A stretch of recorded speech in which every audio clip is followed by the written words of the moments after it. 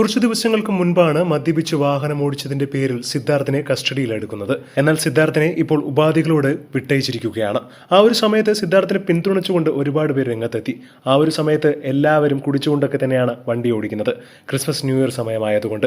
പക്ഷേ സിദ്ധാർത്ഥിനെ നാട്ടുകാർ പെരുമാറിയതിനെയാണ് പലരും വിമർശിച്ചത്. കാരണം ഇവിടെ നിയമങ്ങളും ഉദ്യോഗസ്ഥരും ഒക്കെ ഉണ്ട്. അവരുടെ കയ്യിൽ എത്തുന്നതിന് മുൻപ് തന്നെ നാട്ടുകാർ സിദ്ധാർത്ഥിനെ ശരിക്കും പെരുമാറുകയായിരുന്നു. എന്നാൽ ജാമ്യം കിട്ടിയതിനു ശേഷം സിദ്ധാർത്ഥ് വളരെയധികം ദുഃഖത്തിൽ തന്നെയാണ്. താൻ ചെയ്ത പ്രവൃത്തിയിലും വളരെയധികം ദുഃഖമുണ്ട്.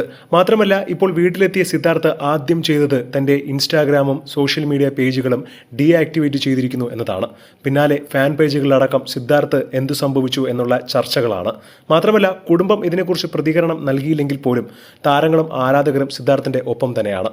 നാട്ടിൽ അത്യാവശ്യം നല്ല രീതിയിലുള്ള കുടുംബമാണ് സിദ്ധാർത്ഥിൻ്റേത്. അച്ഛനും അമ്മയും സോഷ്യൽ മീഡിയയിൽ അറിയപ്പെടുന്നവരാണ്. ബിസിനസ്സാണ് സിദ്ധാർത്ഥിന്റെ അച്ഛൻ. അമ്മയാകട്ടെ കോട്ടയത്ത് IELTS അക്കാദമി നടത്തുകയാണ്.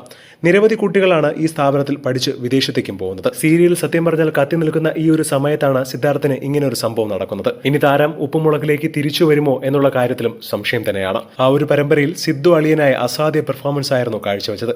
അതുകൊണ്ട് തന്നെ ഒരുപാട് ആരാധകർക്കും താരത്തിന് ഇഷ്ടമാണ്. ഒരു തെറ്റ് ആർക്കും സംഭവിക്കാമെന്നും സിദ്ധു എന്തായാലും വീണ്ടും തിരിച്ചു വരണം എന്നുള്ള കമന്റുകളാണ് സോഷ്യൽ മീഡിയയിൽ മുഴുവൻ വൈറലാവുന്നത്. എന്താണ് ഇതിനെക്കുറിച്ചുള്ള നിങ്ങളുടെ അഭിപ്രായം എന്ന് താഴെ മറക്കാതെ കമന്റ് ചെയ്യുക. ഒപ്പം വീഡിയോ മറക്കാതെ ലൈക്ക് ചെയ്ത് സബ്സ്ക്രൈബ് ചെയ്യുക.